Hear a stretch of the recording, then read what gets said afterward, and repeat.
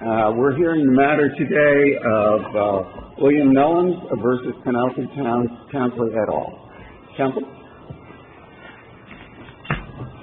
I believe we have about 10 minutes per side. Would you like to reserve some time for rebuttal, sir? Yes, sir. I'd like to reserve 4 minutes if I could. Sure.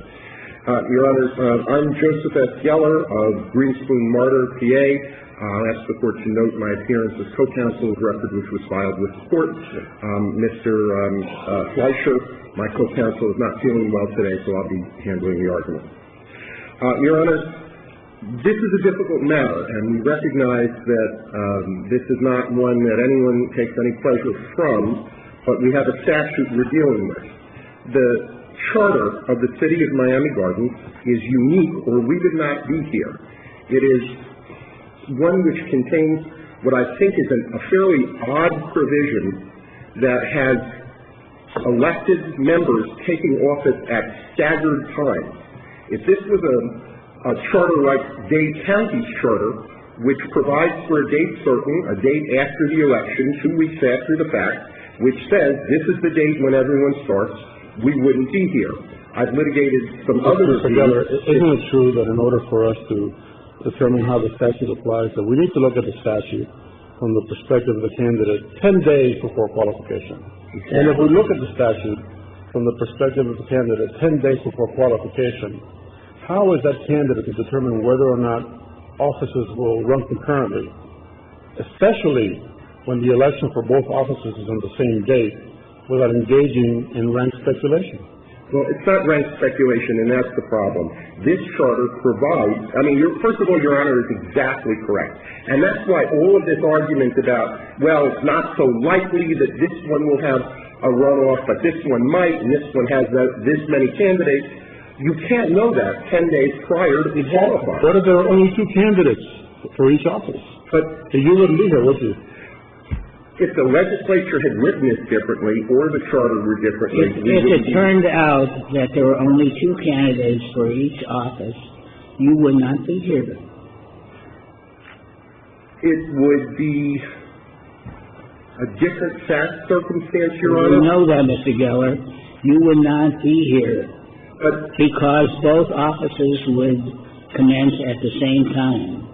Or if there are 3 in each office and 1 in each office wins 51% of the vote, you would not be here. And this is all speculation because we don't know any of this stuff, and nobody knows it 30 days before qualifying. If this was about dual office holding, that would be different. But, Your Honor, the statute says this is a decision you must make 10 days before qualifying. And what you see is that both offices have the same dates for election, the same dates for the runoff, and the same time for taking office. This is about safe haven. And the legislature This is not about safe haven. This is a interpretation of the rules. And we have said in so many words, it's not what could happen, it's what must happen. Now, I will say to Your Honor that the language you're quoting in a case which I was on the brief and argued below has that telltale word, and furthermore, before it says might run concurrently. So in other words, if it says furthermore, what does that mean? It's for Your Honor to decide whether that was part of the required holding in that case. And I would suggest to the Court that the difference between these two... If the furthermore, which just means this is another reason for saying the same thing, if that means what it says, you lose, right? If it means what it says, well, we would ask Your Honor to believe that by being furthermore, since the issue was already decided... So that is your argument for distinguishing the case, that furthermore makes what follows it non-binding? An argument, Your Honor, but let me say that the facts are so different. What difference does it make? The facts are different in that the first holding is that 30 seconds doesn't make any difference. Yes, Your Honor. And that doesn't apply to this case. Correct. The second holding after furthermore squarely applies to this case. I've cited, Your Honor, to Sanchez, the Skur versus Sanchez-Gromier, which says that the difference is it a de minimis violation? And in rules, we argue that... That's in the first thing. It's not a de minimis violation. This one is not, Judge. Yes. This is not. And that's the difference. You eliminate the entire, last third of the opinion. A candidate for Miami Beach, a sitting Miami Beach City Councilman was going to run for the State House. He had a year left on his term. He's required to resign because he can't retreat. I'm so glad you said that, because that is something that you can absolutely clearly determine 10 days before qualification. Yes, sir. Because the officers are not being elected on the same date Yes. as they are here. That doesn't really apply here at all. I understand that, Your Honor, but that the decision that has to be made 10 days in advance, which is when the legislature says it must be made. Let me ask you this. Yes. If we wanted to, not follow what follows furthermore, we couldn't. I believe, Your Honor. This is a panel. We couldn't do that. I believe. We can't overrule a prior panel without going en banc.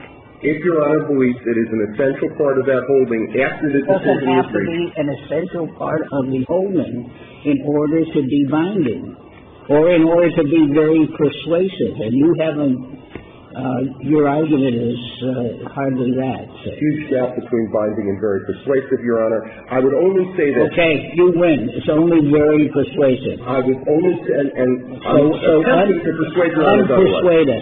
The decision 10 days prior cannot be speculative or hypothetical.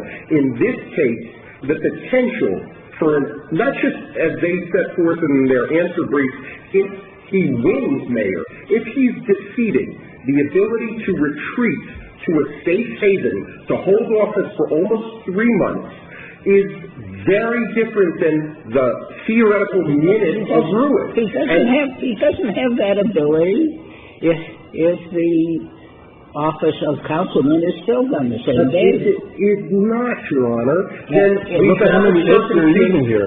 Everything is an if. But the candidate is not required to speculate about what may happen 10 days before qualification. A portion of those terms will run concurrently, depending on certain outcomes which can't be known 10 days in advance. And since that's the case, I think what Your Honors need to decide is what is safe haven. What does it mean? And it means that an unsuccessful, not just a successful, where would be dual office holding, where it can be cured by resignation, which, by the way, if they wanted that to be the statute, that's all that would have to be done. But where an unsuccessful candidate gets to sit at the dais for 3 months, reward supporters, punish opponents, sit there exercising authority, not the minute or the day in the Martinez case, or this infinite minute of ruin, but for 3 months to reward, to punish, to exercise the authority of office. Is that safe haven something that this statute mandates cannot occur? And that's essentially what I argue to Your Honors. That is the safe haven. That is the ability to truly exercise the incidence of authority, the power that comes with sitting on the dais. That's the harm here. I understand it can be a harsh sanction. It's written that way. I understand it limits choice by its nature, resigned to run, as do term limits the voter's choice. But the issue is 10 days in advance is one reasonably required to say, because of the odd provisions of this charter, where months may pass, where someone will be retreating to a safe haven, whether it's a year in Miami Beach or 3 months here, because, Your Honors, you say, well, what if? But I ask you, what if that occurs? What remedy do people have once it happens? If you have a defeated candidate sitting on the dais, it has nothing to do, by the way, whether he wins or is defeated for mayor. If there's a runoff, and of those 5 scenarios, that includes, I think, 3 of them. If there's a runoff for that council seat, what happens? Even if he's elected mayor. Even if so he has 2 jobs. So he has 2 mayors. I don't think there's something in the Constitution about holding 2 jobs. There is, but that's why we have resigned to run. That's why it's not just that. No, the fact is more of a problem if he is defeated because that's safe haven, that's the problem, and if that occurs, what's the remedy? What happens if it does? Thank you. Thank you, counsel. Thank you.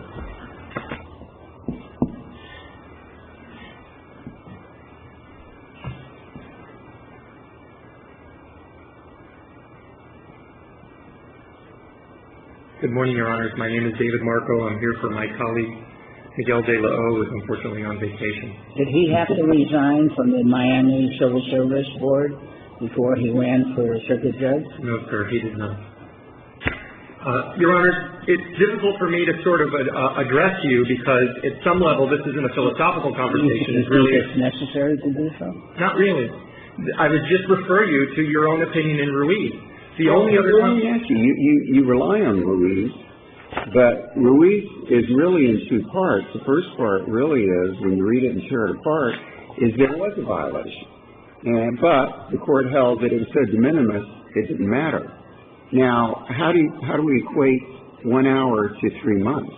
Your Honor, we don't. We readily admit that if one of the 5 possibilities occurs that we discussed, then you could have a scenario where it would be a non-de minimis period of time. Okay. But as Judge Schwartz points out, the Constitution prohibits somebody from holding 2 offices at once. So there would never be a scenario where one would be a commissioner and a mayor at the same time. Then why do we have the resign to run law? We have the resign to run law. The point of the law is to ensure that when you know a situation, as in the Miami Beach case that opposing counsel pointed to, where there was a guaranteed overlap of 1 year period of time, that you wouldn't have such a scenario. What if the period of time wasn't 3 months, but it was a year? If it was a theoretical year or an actual year, Your Honor? If it was an actual year. Well, then I believe you would be disqualified. But if then where do we draw the line? We draw the line at what the statute says and what Ruiz says, which is that, and I quote, the resign to run law addresses terms that will run concurrently, not terms that in some other hypothetical case might run concurrently. And the opinion specifically refers to a scenario of runoff, quote unquote, of runoff, which raises the possibility that this may happen. That is not enough. And then we go back to, where do you decide whether you have to resign your office or not? And that's got to be at a point 10 days before qualification. And at that point, you need to decide whether or not there will be a concurrency in the running of the 2 offices. And unless, Your Honor, there is definitely going to be a concurrency, the resign to run law doesn't apply. And furthermore, I would underscore two last points. And that is that, as you said in Ruiz, you would always resolve doubts about qualifications in favor of the candidate, and you would always act in such a way as to not disqualify a candidate if it would disenfranchise voters' rights to elect the person of their choice.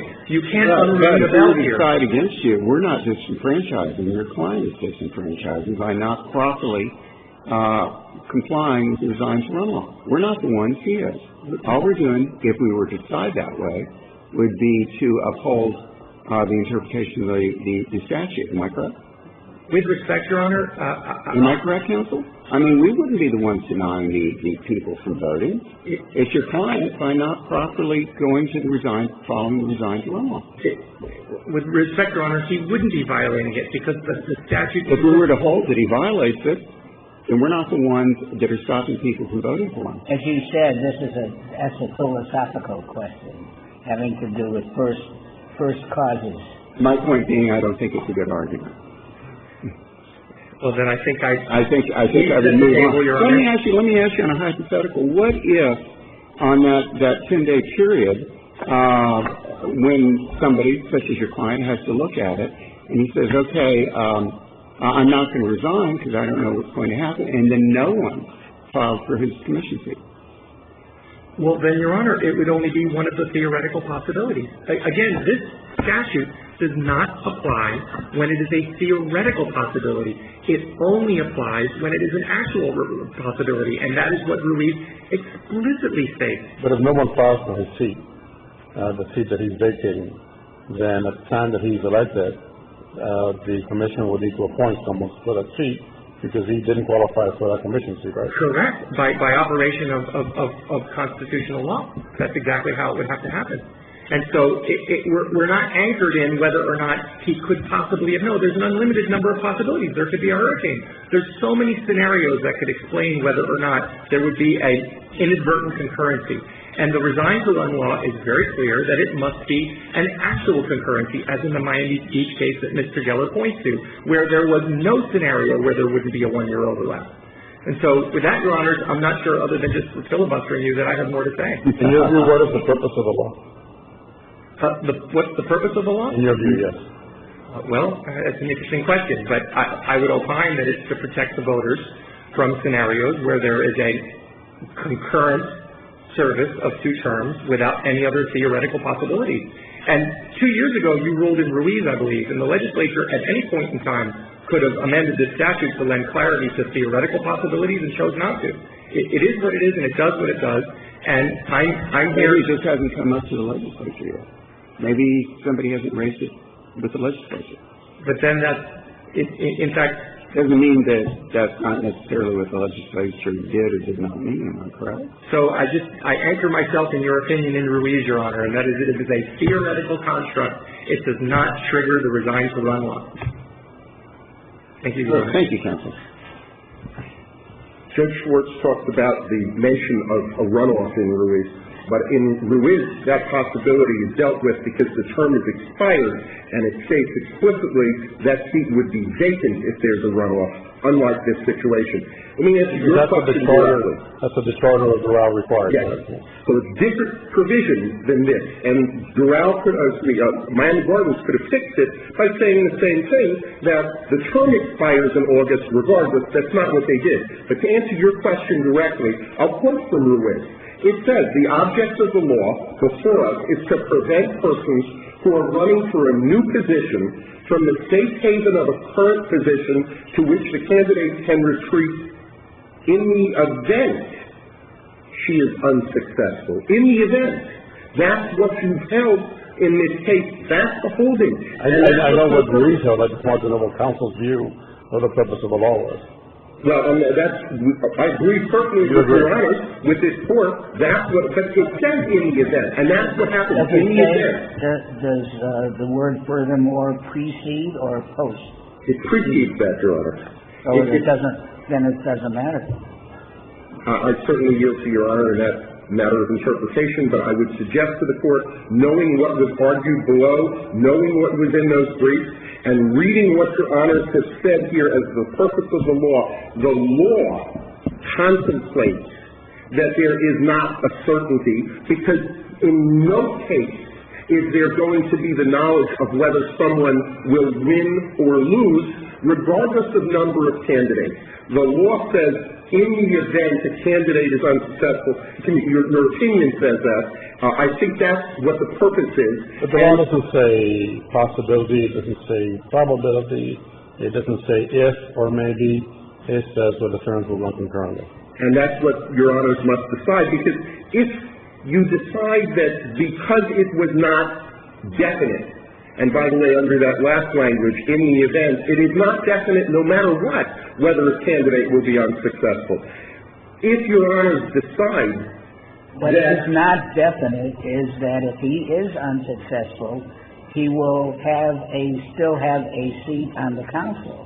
That is not definite. Yes, Your Honor. That's what we're talking about. Yes, Your Honor. And I only suggest to Your Honors that if the purpose of this law is to mean something, that allowing a candidate to say, well, this could happen, I'm going to choose completely voluntarily, as Judge Suarez points out, I'm going to choose not to resign, knowing that depending on who files, who qualifies, etc., there's every chance, there's every possibility that cannot be determined that there will be an overlap, not curable by resignation because you were successful, but when you are unsuccessful, that if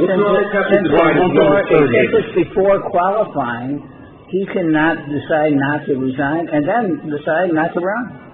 And Your Honor have to decide what safe haven means and what that decision must be. Well, one thing is certain. Yes. Mr. Williams does not prevail, he'll be a private citizen. Yes, sir. Well, at some point. The point is, Your Honor, if Your Honors rule him off the ballot, he is still as likely as, regardless of the decision, he's still as likely to be serving until November. He still has that safe haven. Thank you, Your Honor. Thank you. Thank you both very much.